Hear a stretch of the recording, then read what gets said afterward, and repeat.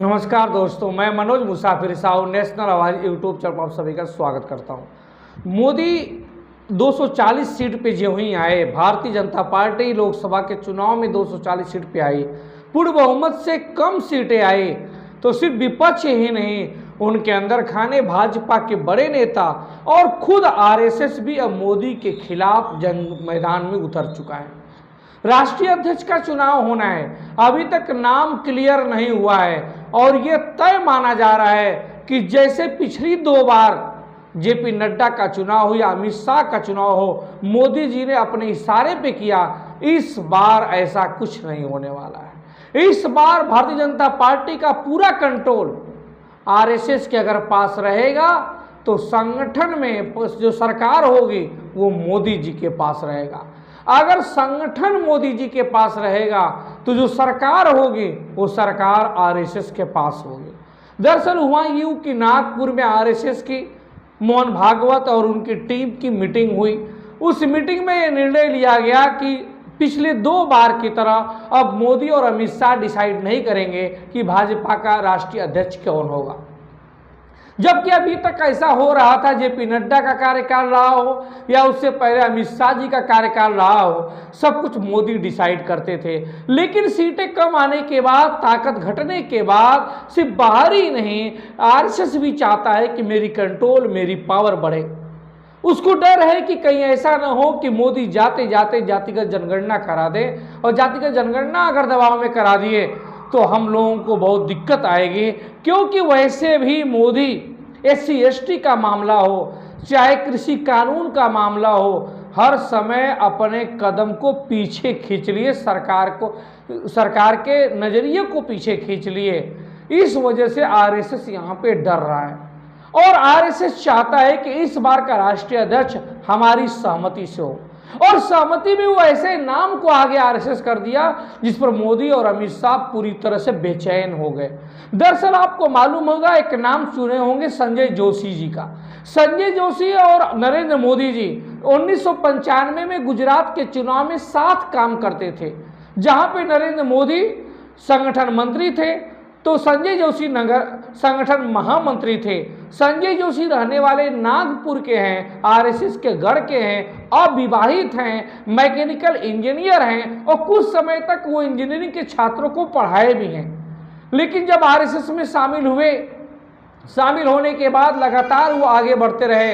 1995 में मोदी जी और संजय जोशी ने एक साथ मिलकर काम किया गुजरात में, एक ने संगठन मंत्री, दूसरे ने संगठन महामंत्री, और गुजरात की सरकार की वापसी हुई, केशुभाई पटेल मुख्यमंत्री बने। सिर्फ 95 नहीं, 1998 में भी साथ काम किया और वहां भी मुख्यमंत्री भारतीय जनता पार्टी के बने। लेकिन समय बीतने के साथ साथ जब 2001 में मोदी जी चीफ मिनिस्टर हो जाते हैं गुजरात के, उप मुख्यमंत्री बन जाते हैं गुजरात के, उस समय संजय जोशी से दूरी हो जाती है और संजय जोशी 2005 में आरएसएस से निष्कासित भी हो गए, क्योंकि एक सीडी इनकी जारी हुई थी और वो सीडी जांच हुई तो पता चला ये फर्जी सीडी है, और फर्जी सीडी के आधार पे फिर से संजय जोशी जी की आरएसएस में वापसी होती है।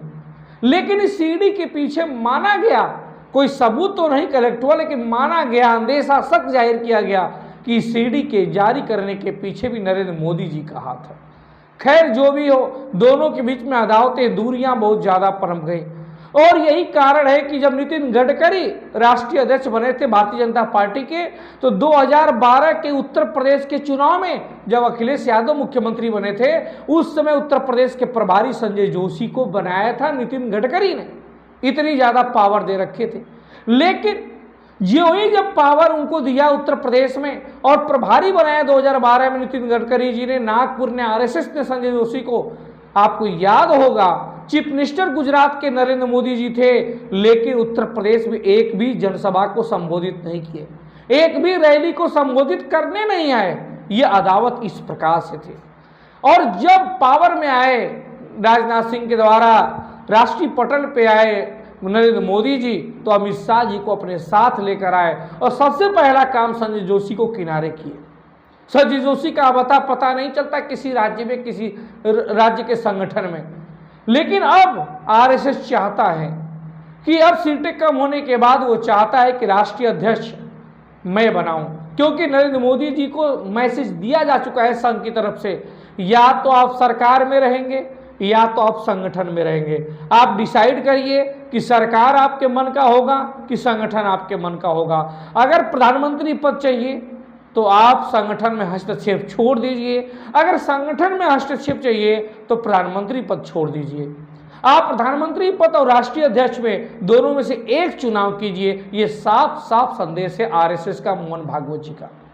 यही कारण है कि इस समय लेट हो रहा है। और सबसे जो मुख्य नाम मोहन भागवत जी ने आगे किया आरएसएस से, वो संजय जोशी का किया है, और वही नरेंद्र मोदी जी के खिलाफत वाले नाम। संजय जोशी के द्वारा पूरी तरह से कंट्रोल करने चाहता है आरएसएस, अपनी टीम बैठाना चाहता है, लेकिन मोदी और अमित शाह कतई इस बात को तैयार नहीं। उन्होंने शिवराज सिंह चौहान का नाम आगे बढ़ाया कि लीजिए शिवराज सिंह चौहान को पकड़िए, इनको अध्यक्ष बनाइए, आप भी खुश हम भी खुश। लेकिन शिवराज सिंह चौहान के नाम पे आरएसएस नहीं चाहता है। अगर वो संजय जोशी को नहीं चाहेगा तो एक बात तय है कि इसके बदले वो राजस्थान के मुख्यमंत्री रही वसुंधरा राजे सिंधिया को राष्ट्रीय अध्यक्ष बनाना चाहता है। और मोदी जी उनको भी नहीं चाहते, क्योंकि अभी तो उनको हटाकर, अचानक हटाकर भजन लाल को मुख्यमंत्री बना दिया राजस्थान का। तो ये नहीं चाहते मोदी जी और अमित शाह जी, लेकिन संघ यही चाहता है। देखिए आने वाले समय में अगर आरएसएस की चलेगी तो संजय जोशी या वसुंधरा राजे सिंधिया अध्यक्ष बनेंगे, राष्ट्रीय अध्यक्ष भारतीय जनता पार्टी के। दोनों की सहमति हुई तो शिवराज सिंह चौहान बनेंगे, और सिर्फ मोदी और अमित शाह की सहमति बनी तो उनके अंदर का कोई नाम जैसे सुनील बंसल बन सकते हैं, लेकिन जिसकी संभावना बहुत कम है।